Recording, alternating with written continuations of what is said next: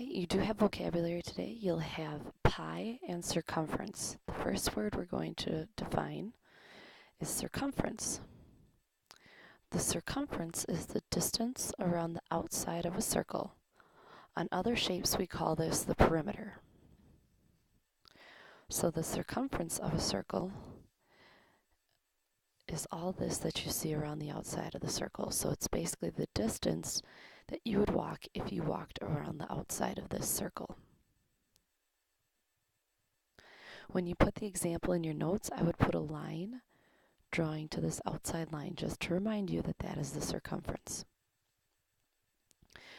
Next, we're going to do a quick refresher. The diameter, a segment that passes through the center of a circle and has both endpoints on the circle. So that diameter has to go directly through the center and has to touch both ends to the circle. The radius, however, starts at the center and only has one endpoint on the circle. The area of a circle is everything that is in a side of the circle. It's the area that's covered by the inside of a circle. Okay, so it's like that big parachute that you used in gym class. If you were to take that and lay it down on the ground that it covers is the area of the circle. Just as a review, we have the diameter, and it's 8 inches, and we know that the radius is half of the diameter.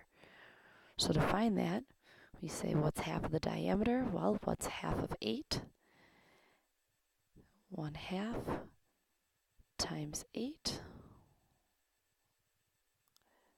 gives you 8/2, which gives you 4 inches. This is going to be really important because when we are learning about how to find the area of a circle, you cannot use the diameter, you have to use the radius. So you have to be very careful and pay attention to what measurement they give you. All right, for starters, we have to understand what pi is. So if you go back to your notes, back to your vocabulary, pi is the ratio of a circle's circumference to its diameter. So it's the ratio of a circle's circumference to its diameter. As your example, typically what we see for the ratio is 22 to 7. So you can put this in your example. You can put the symbol for pi, which looks like this, in your example. And in this class, we'll typically just use 3 and 14 hundredths for pi.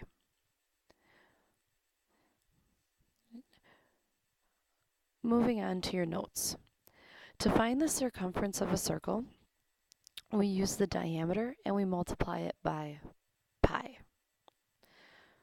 So to write a formula, we would say d, diameter, times pi equals c. Now there is a spot for this in your notes. C equals d times pi. But now, what if they give us the radius? We shouldn't be worried if they give us the radius because we know if they give us the radius that we can take the radius and multiply it by 2 to get the diameter. So instead of d here, we could say c is equal to 2 times the radius times pi. Typically, you'll see this listed as c equals 2 pi r. No reason, it's just a little bit easier to remember if you write it down as 2 pi r, but to understand that we change d into 2 times r is really important. Because if they give you the radius, yes, you can multiply it by 2 to get the diameter. This only works for circumference. So we'll take a look at this. First, we have to decide, what are they asking us to find? The circumference. We know that our formula is c equals d times pi because it's the diameter that we're given. So we know c is equal to 30 times, and we're just going to use 3 and 1400ths. So 3 and 1400ths times 30. Get zeros across the board. 0 here. 4 times 3 is 12. Carry the 1. 3 times 1 is 3, plus 1 is 4. 3 times 3 is 9. Add those together. We have two numbers after a decimal, so we move the decimal twice to the left. The circumference is 94 and 20 meters. Try this again. Now in this case, we're still looking for the circumference, but they only give us the radius, so we have to use the radius formula. So in this case, we say c is equal to 2 times pi, which is 3 and 1400ths, times our radius, which is 7. It's easier if you just do c equals and do the 2 times 7 first, and then do 3 and 1400ths times 14.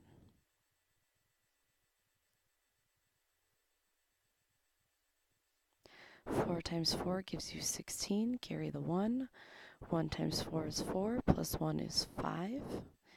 3 times 4 is 12. Put a 0 as our placeholder. 4 times 1 is 4. 1 times 1 is 1. 3 times 1 is 3. We're going to add all these numbers together and we get 6, 9, 3, 4. So the circumference of this circle is 43 and 96 inches. Now you can always check this with the calculator. And again, we're just going to use 3 and 1400ths for pi, so stay away from using that pi button.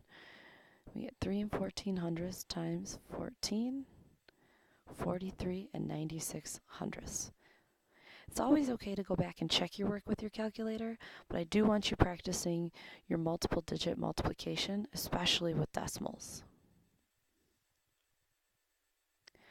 Right, in your notes you have this problem and this problem. I would like you to try these two on your own. Remember, you're finding the circumference. Make sure to choose the correct formula, write it down, and then solve your problem from there. The lesson isn't over, however, because we are now going to move on and talk about finding the area of a circle. Again, we use pi to find the area of a circle. We found out the other day that the formula is area equals pi times the radius squared. Now, radius squared does not mean radius times 2. It means radius times radius. This is why it's really important to remember you cannot use the diameter here, because the diameter is equal to radius times 2.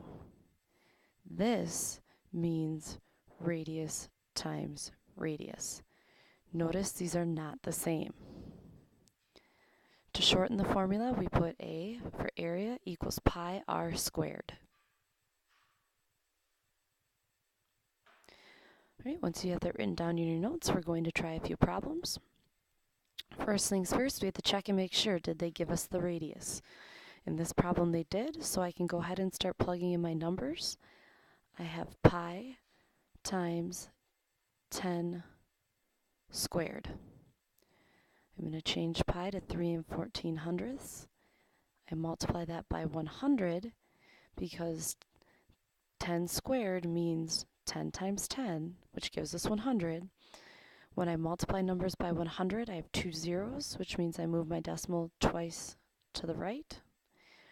So 314 inches squared is the area of this circle. Again, this is just like all your other area formulas where you're plugging in the numbers and finding an answer. But with circles, you have to be very careful because sometimes what they can do is they can give you the diameter, which is what they do in this problem. Since we know the area formula is pi r squared, we cannot use the diameter. So first we have to take the diameter, which is 30, and we have to divide it by 2. The reason we divide it by 2 is to find the radius. So I know that the radius is going to be 15 inches. Now I can plug this into my formula, and I have pi times 15 squared. So then I have 3 14/100 times, let's go off to the side and do 15 times 15. 5 times 5 is 25. Carry the 2. 1 times 5 is 5, plus 2 is 7. 0 as our placeholder. 5 times 1 is 5. 1 times 1 is 1.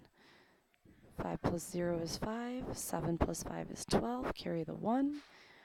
So we have 3 14/100 times 225. And I'm going to use a calculator in an effort to save you guys some time. So I have 3 14/100 times my 225. So my area is 706 5/10 inches squared. Again, you have 2 problems that I would like you to try on your own in your notes. They look like this and like this. And I can actually show you a page of your notes right here. Make sure you have this area formula filled out. So it's area equals pi times r squared, or A equals pi r squared. You can fill out all of the work right in here. Make sure to come in with any questions that you have on this video for tomorrow, so that way we can go over it before you go on break.